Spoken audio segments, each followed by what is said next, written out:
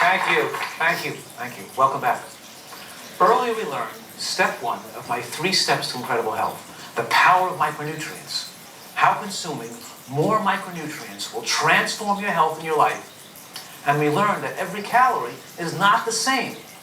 We learned that the common diseases that afflict Americans are not the natural consequence of aging, and they're not predominantly genetic. We're in control of those things. Now step 2, eliminating food addiction and your desire to overeat.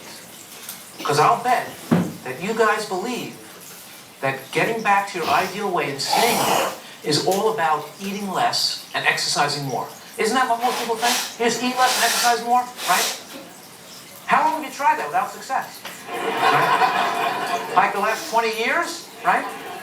Because 99% of Americans lose weight, gain it all back again. And you know, when you lose weight and gain it back again, it's worse than never losing it all. Because when you lose weight and put it back again fast, you put back more atherosclerosis, more fat inside the body, inside the blood vessels. The dangerous fat.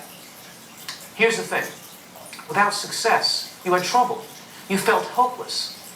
You tried it long enough. Eventually, you just give up the struggle and say, forget it. I'm just going to stay overweight the rest of my life. So many people who succeed on this program have felt the same thing, just like you felt. They felt there's no point in trying anymore because it doesn't work anyway, right?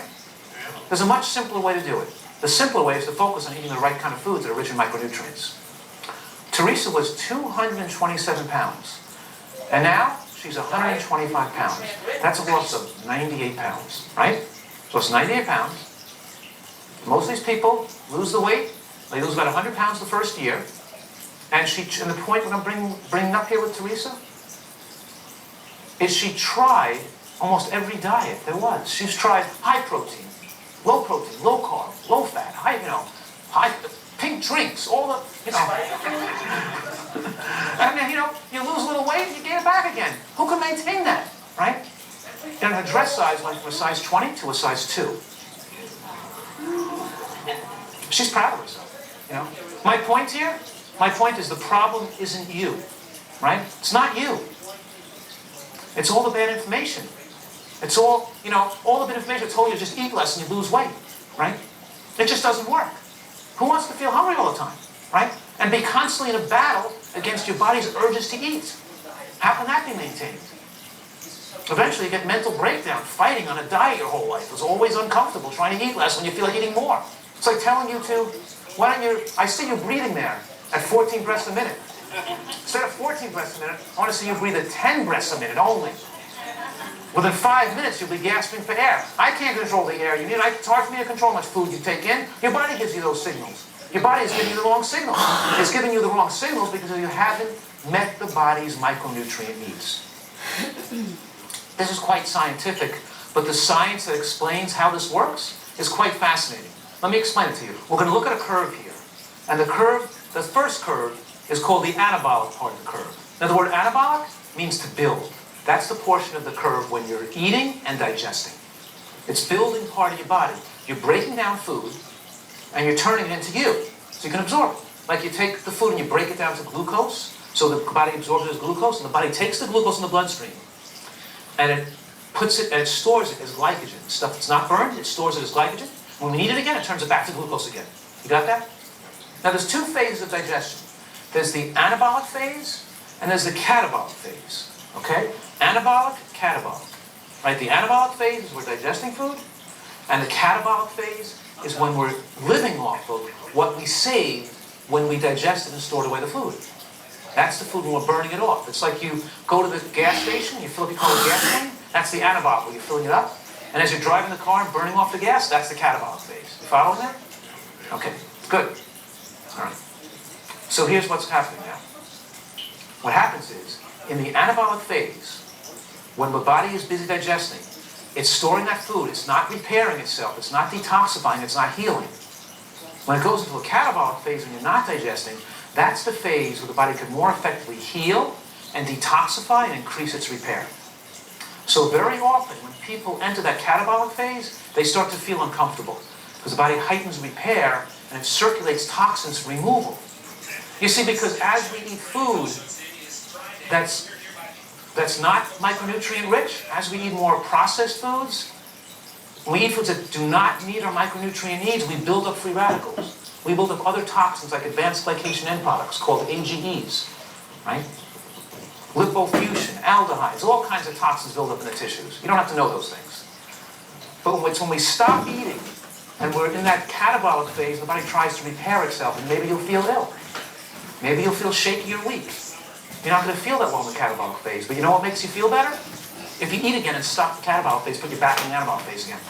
Right? You'll feel better. Because you feel better, you think it's hunger. I call it toxic hunger because it's feeling uncomfortable when you enter the catabolic phase. And instead of being able to burn off what you stored, instead of burning it off, you feel like eating again to feel better again. Like, just imagine if you were drinking 10 cups of coffee a day. I know you're not, but just make believe you were, okay? You're drinking 10 cups of coffee a day. Or soda, right? And now I tell you, stop the coffee right away. Are you going to feel better or worse? Worse, right. What's that called? Withdrawal or detoxification. Right. So here's what I'm saying. I'm saying that the American diet is so toxic, it's like drinking 10 cups of coffee a day. It's like snorting cocaine. It's like smoking cigarettes. Actually, obesity is more dangerous than smoking cigarettes. Shortens your life more. You know what the word addict means? We learned in medical school the word addiction. It means that when you take something in that's unhealthy for you, you feel better while you're taking it in.